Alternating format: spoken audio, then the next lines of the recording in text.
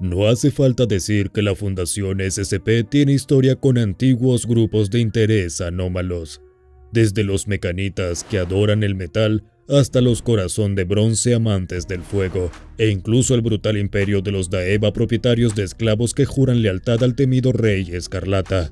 Pero quizás los más peligrosos y francamente repugnantes de estos grupos son los arquicistas, adoradores de la carne, amantes de las enfermedades y deformadores corporales. Los arquicistas creen en devolver a la humanidad a un estado primordial de pesadilla. Utilizan anomalías para lograr este objetivo, como el horrible SCP-610, también conocido como la carne que odia. Una enfermedad que convierte a los seres humanos en bestias sin sentido de carne retorcida impulsadas a propagar su enfermedad cada vez más.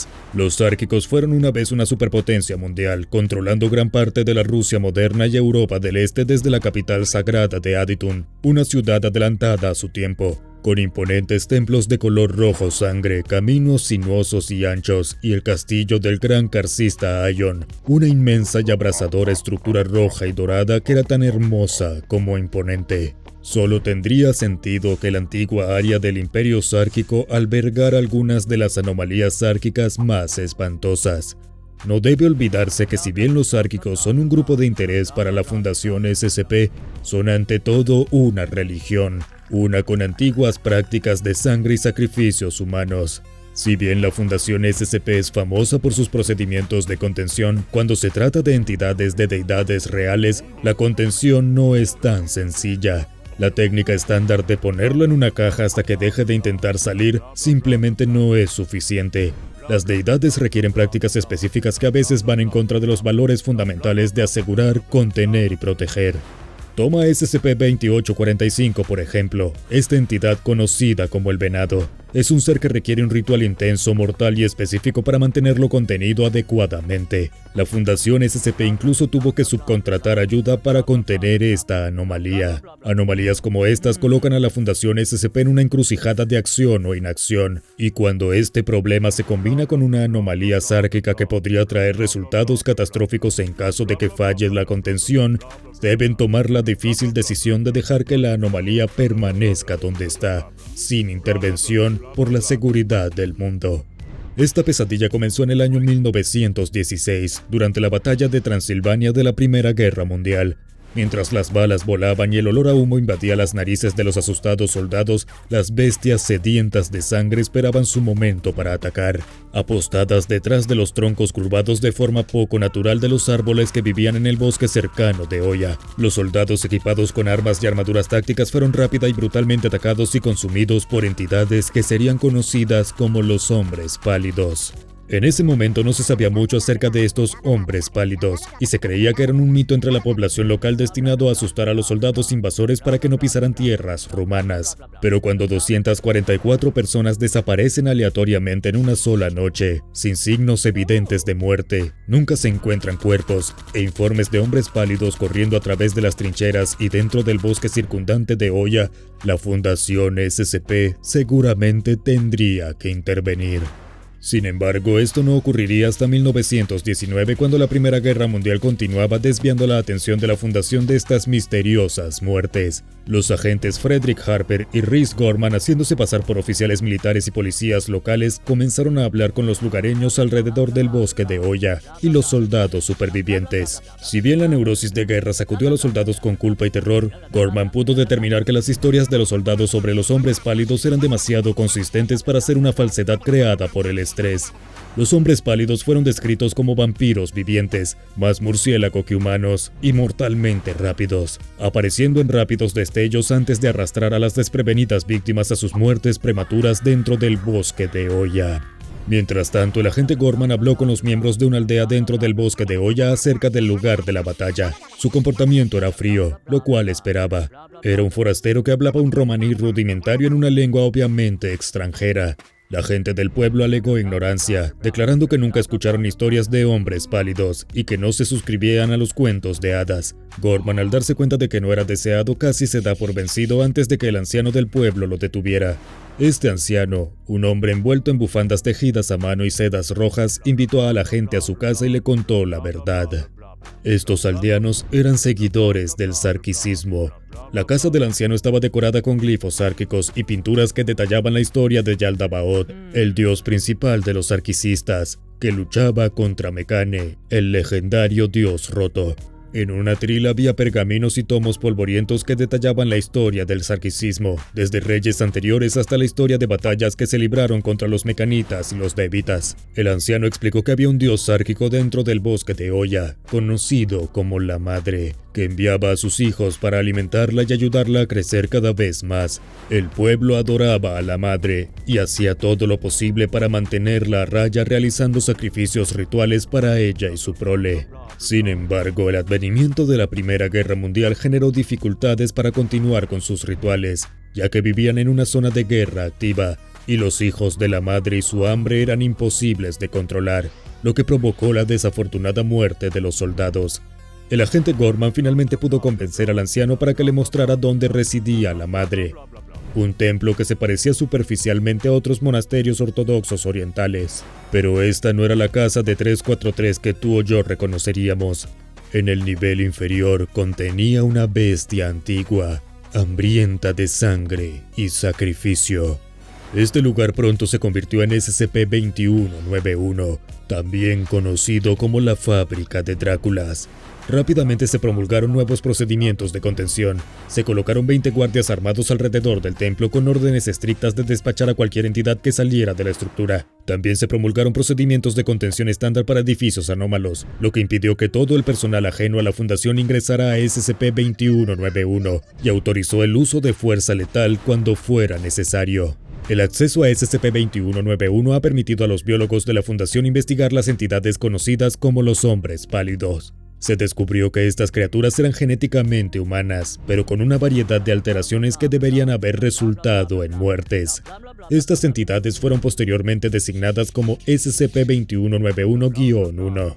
Las entidades SCP-2191-1 parecen ser más murciélagos que humanos, con orejas grandes y cónicas que terminan en puntas afiladas, narices respingonas y la capacidad de comunicarse a través de la ecolocalización. Esta capacidad de ecolocalización es útil, ya que los SCP-2191-1 son completamente ciegos. Sus ojos se han hundido en sus cráneos y una capa de piel ha crecido sobre ellos.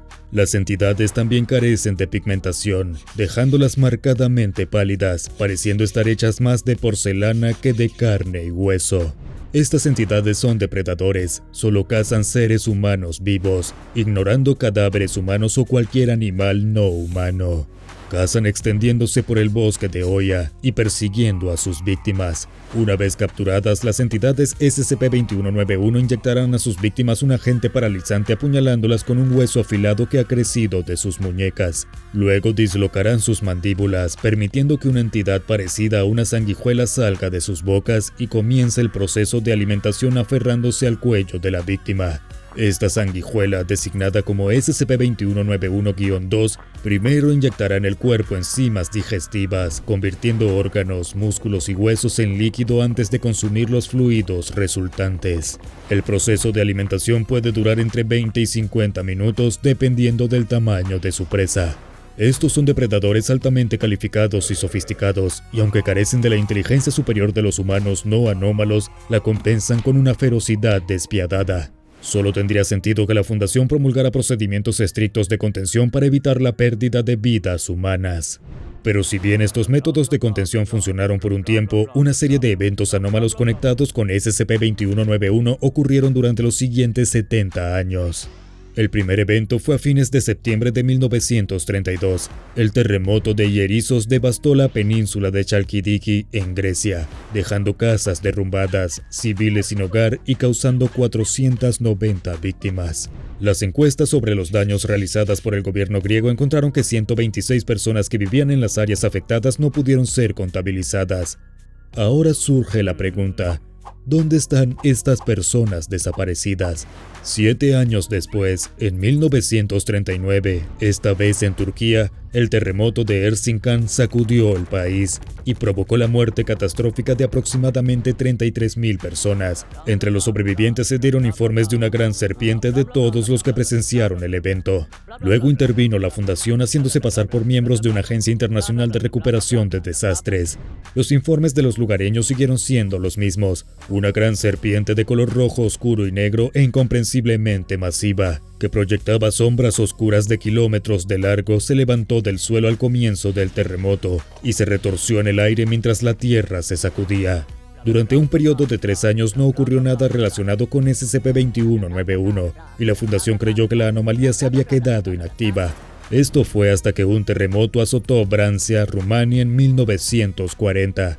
Si bien las víctimas fueron bajas en comparación con el terremoto en Turquía, los informes de los sobrevivientes locales habían repetido afirmaciones de que hombres pálidos atacaron a las personas que huían cuando ocurrió el terremoto, persiguiéndolos y abordándolos para nunca más ser vistos. Con un evento a gran escala como este y testigos potenciales de seres anómalos, la Fundación SCP se arriesgaba a un escenario de mascarada rota si esta información se difundiera. Los escenarios de mascarada rota son considerados un escenario de clase XK por la Fundación SCP, y como tal emplearon un apagón mediático, y los periódicos afirmaron que los testigos de estos ataques de vampiros no eran más que supersticiones. En marzo de 1953 en Turquía, el terremoto Cengiz Gönen provocó la muerte de más de 1.000 personas. La fundación, una vez más haciéndose pasar por miembros de una agencia internacional de recuperación de desastres, entrevistó a los supervivientes e intentó encontrar alguna conexión con los eventos anteriores. Los informes de los sobrevivientes nuevamente contaron una historia consistente. Presenciaron un brazo de un pulpo rojo sangre emergiendo de la tierra cuando comenzó el terremoto, comportándose de manera similar a la gran serpiente, retorciéndose en el suelo, e informaron que hombres pálidos fueron vistos atacando a sobrevivientes en la noche mientras buscaban lugares para dormir. Estos avistamientos de hombres pálidos persistieron durante más de un mes después del terremoto antes de que se pudieran distribuir amnésticos. Otro evento ocurrió en marzo de 1977 en Rumania. Fue una historia similar a todas las demás, con más de 1.500 civiles muertos como resultado del terremoto de Vrancia y 800 civiles declarados desaparecidos. A los funcionarios de la fundación integrados en el gobierno rumano se les dijo que comenzaron a surgir informes de hombres pálidos y zarcillos que arrastraban víctimas debajo del suelo, lo que provocó apagones en los medios y distribución de amnésticos a medida que el pánico se extendía por toda la región.